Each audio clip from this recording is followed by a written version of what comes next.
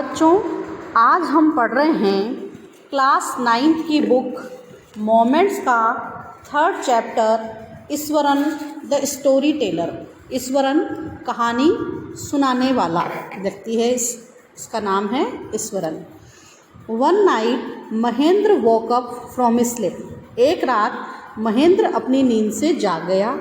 And so उसने देखा अ dark cloudy form, एक काला और धुंधला और काली धुंधली आकृति को उसने देखा। He broke out into a cold sweat. उसको ठंडा पसीना आ गया। Was it a ghost? क्या जो उसने देखा क्या वो भूत था? इसे जानने के लिए आइए हम इस कहानी को पढ़ते हैं। The story was narrated to Ganesh by a young man Mahendra by name. The story was narrated, यह कहानी सुनाई गई बताई गई टू गणेश, गणेश नाम के व्यक्ति को, बाय अ यंग मैन, एक युवा व्यक्ति के द्वारा, महेंद्र, और उस युवा व्यक्ति का नाम था महेंद्र। तो महेंद्र नाम के एक व्यक्ति ने ये कहानी किसको सुनाई? गणेश नाम के एक व्यक्ति को सुनाई, बाय नेम, मतलब लोग उसे महेंद्र कहकर पुकारते थे। He was a junior supervisor in a firm which offered on hire supervisors at various types of construction sites, factories, bridges, dams and so on. He was a junior supervisor. वह एक और कनिष्ठ निरीक्षक था, in a firm, एक company में, which ordered on hire, जो क्या करता था? हायर, किराए पे रखता था सुपरवाइज़र को, at various types of construction, अलग अलग कंस्ट्रक्शन के निर्माण के जो साइट्स, स्थल होते थे, उन स्थलों पर अलग अलग सुपरवाइज़र को नियुक्त किया जाता था। कभी फैक्ट्री में, कभी फैक्ट्री के निर्माण के लिए, कभी किसी ब्रिज पुल के निर्माण के लिए, कभी किसी बांध के निर्माण के लिए, और वगैरह वगैरह। Mahendra's job was to keep an eye. Mahendra क्या करता था? उन पर नज़र रखता था, on the activities at the work site, जहाँ पर काम चल रहा होता था तो उस काम पर नज़र बनाए रखने के लिए, उस काम मतलब उसकी देख रेख में वो काम होता था। He had to keep moving from place to place every now, उसे एक स्थान से दूसरे स्थान पर जाना पड़ता था। And then as ordered by his head office, जैसा उसके और ऑफिस से उसे आदेश होता था वही काम वो करता था। उसका ट्रांसफ़र इधर उधर हो जाता था तो उसे जगह भी बदलनी पड़ती थी। From a coal mining area to a railway bridge construction site, और उसे कोयले की खानों में कभी उसकी ड्यूटी लगा देते, तो कभी कोयले की खान से उसे रेलवे पुल के और निर्माण के स्थल पर भेज दिया जाता। From there after a few months, और वहाँ से कुछ महीने बाद, टू अ केमिकल प्लांट, किसी रसायन संयंत्र के काम चल रहा होता तो उसे वहाँ भेज दिया जाता, which was coming up somewhere, जो कहीं ना कहीं केमिकल प्लांट खुलने वाला होता और उसके निर्माण कार्य के लिए उसे वहाँ भेज दिया जाता था। तो इस प्रकार उसे जगह बदलनी पड़ती थी बच्चों। ही वॉज अ बैचलर, वह कुंवारा था। हिज नीड्स वर सिंपल, उसकी आवश्यकताएं बहुत साधारण थी।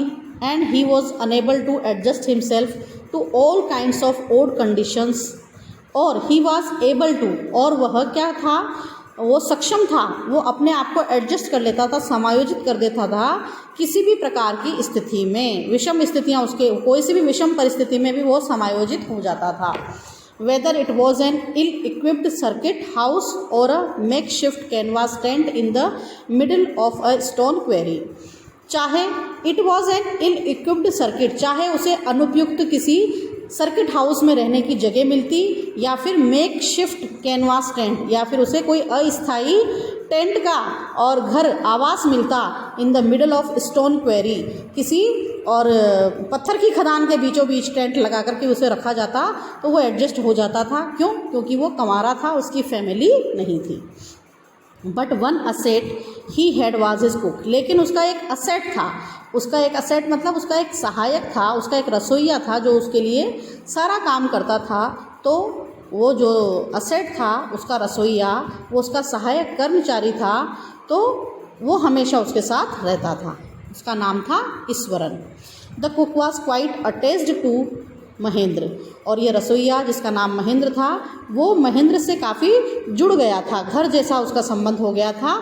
And followed him uncomplainingly wherever he was posted, और वह उसके पीछे पीछे चल जाता बिना किसी शिकायत के। जहाँ कहीं भी उसको नियुक्ति मिलती, जहाँ कहीं उसकी पोस्टिंग होती, तो वो उसी के साथ चला जाता था। ही कुक्ड फॉर महेंद्र, वो महेंद्र के लिए भोजन पकाता था। वॉश्ड हिज क्लोथ्स, उसके कपड़े धोता था। And chatted away with his master at night, और रात को उससे वो बातचीत भी करता था। He could weave out endless stories, अनंत कहानियाँ वो बुन सकता था। And anecdotes on varied subjects, और वह छोटे छोटी घटनाओं का विवरण अलग अलग विषय पर बना सकता था।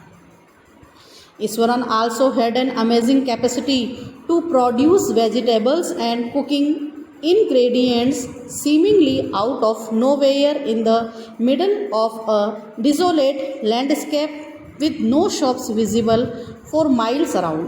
Ishwaran also had an amazing capacity, Eswaran में एक बहुत ही अद्भुत क्षमता थी टू प्रोड्यूस, पैदा करने की। वो क्या करता था, वेजिटेबल सब्जियां उगा देता था, कुकिंग इंग्रेडिएंट्स और खाना पकाने की जो सामग्री जो उसको चाहिए वो उगा लेता था। Seemingly out of nowhere, और पता भी नहीं चलता था कि वो कहाँ से ऐसा कर लेता था। In the middle of desolate landscape, बिल्कुल सूने और वो जो सूने स्थान पर, उजाड़ स्थान पर भी वो सब्जियां उगा लेता था, पता नहीं कहाँ से। With no shops visible for miles around, क्योंकि दूर दूर तक, मीलों तक कोई दुकान नहीं दिखाई देती थी, फिर भी he would miraculously conjure up the most delicious dishes made with fresh vegetables within an hour of arriving at the zinc sheet shelter at the new workplace. He would miraculously, और वह बहुत चमत्कारिक रूप से, कंजर अप, जादू कर देता था, द मोस्ट डिलीशियस डिशेज, बहुत ज़्यादा स्वादिष्ट व्यंजन वो बनाता, मेड विद फ्रेश वेजिटेबल्स, ताज़ा ताज़ा सब्जियों से, with in an hour of arriving at, जब उसको पहुँचे हुए केवल आधा ही घंटा होता, नए स्थान पर जाते तो आधा घंटा पहले वहाँ पहुँचे हुए हुआ है। At the zinc sheet shelter at the new work place, नए स्थान पर, और बिल्कुल चद्दर के नीचे ही वो क्यों नहीं हो स्थान, लेकिन वो फटाफट से खाना और स्वादिष्ट और ताज़ा सब्जियों से बना खाना परोस देता था। Mahendra would be up early in the morning, Mahendra सुबह जल्दी उठ जाता था। And leave for work after breakfast, और अपना नाश्ता करने के बाद और वह अपने काम के लिए निकल जाता था। Carrying some prepared food with him, अपने लिए अपना टिफ़िन भी ले जाता था, क्योंकि भोजन पकाकर और उसको लंच कौन दे देता था, Eswaran.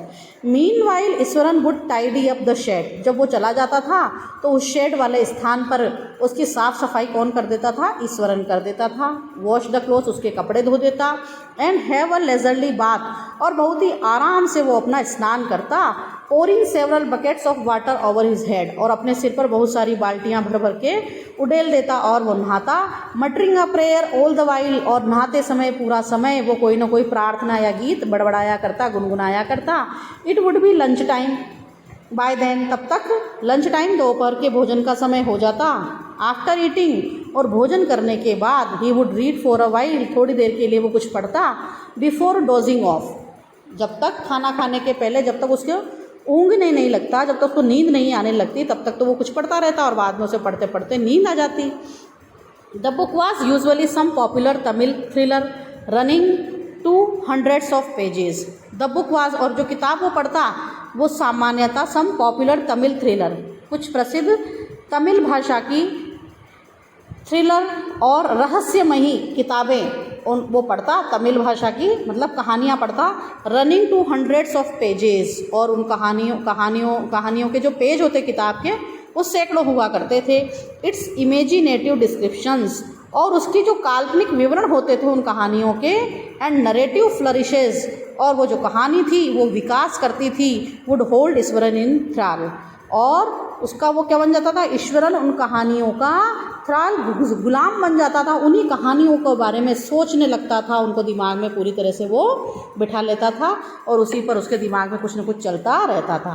His own descriptions were greatly influenced by the Tamil authors that he read, उसके खुद के विवरण या उसकी जो खुद की कहानियाँ होती थी वो बहुत ज़्यादा प्रभावित होती थी इन्हीं तमिल लेखकों से, जिन तमिल लेखकों को वो पढ़ता था। When he was narrating even the smallest of incidents, जब वो छोटी से छोटी घटना का भी वर्णन करता था, तो he would try to work in suspense, तो वो क्या करता था, रोमांच पैदा करता था, and a surprise ending into the account, और अंत में वो उस कहानी का अंत भी बहुत ही आश्चर्यचकित कर देने वाला करता। फॉर एग्जाम्पल, उदाहरण के लिए, instead of saying that he had come across N uprooted tree on the highway, तो ऐसा कहने की बजाय कि उसने एक उखड़े हुए पेड़ को देखा और मेन रोड पर, हाईवे पर, राजमार्ग पर उसने एक ज़मीन से उखड़ा हुआ पेड़ देखा, ऐसा बोलने की अपेक्षा उसके बजाय वो बोलता, ही वुड से, वो कहता,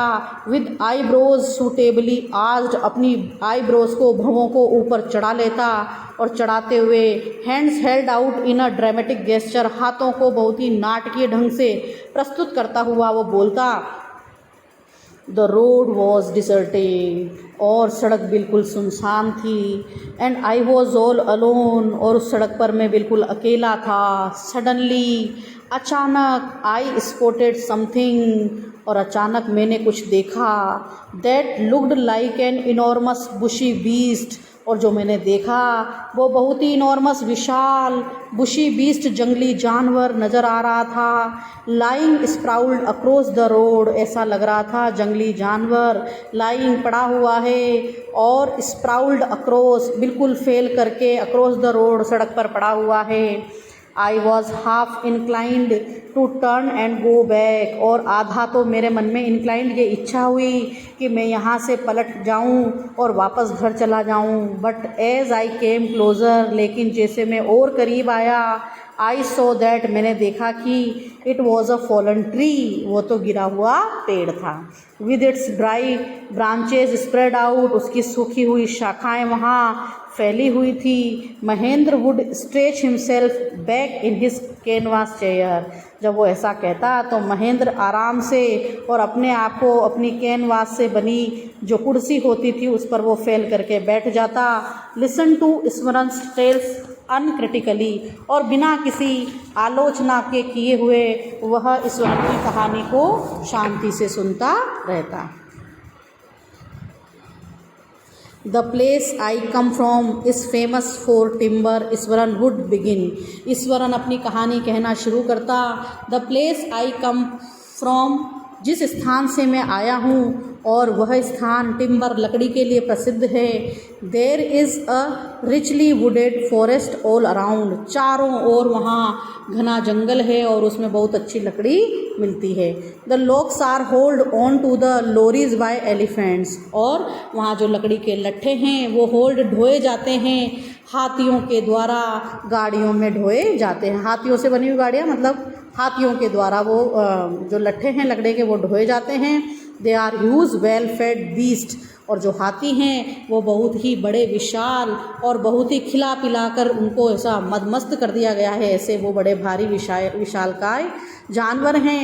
व्हेन दे टर्न वाइल्ड, जब ये हाथी जंगली हो जाते हैं, इवन द मोस्ट एक्सपीरियंस्ड महावत, और उनका बहुत ही अनुभवी महावत ही क्यों ना हो, महावत होता है हाथी को पालने वाला, उसकी देखभाल करने वाला, चाहे उसका महावत कितना ही अनुभवी कहीं क्यों नहीं हो, अगर वो जंगली हो जाए, is not able to control them, तो वो महावत भी उस हाथी पर नियंत्रण नहीं कर सकता है।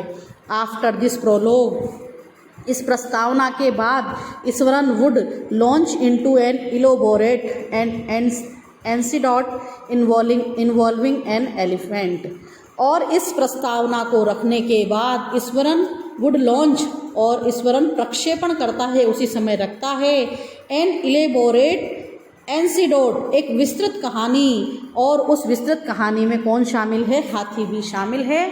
आज हम इतना ही पढ़ेंगे बच्चों, नेक्स्ट वीडियो में हम आगे का चैप्टर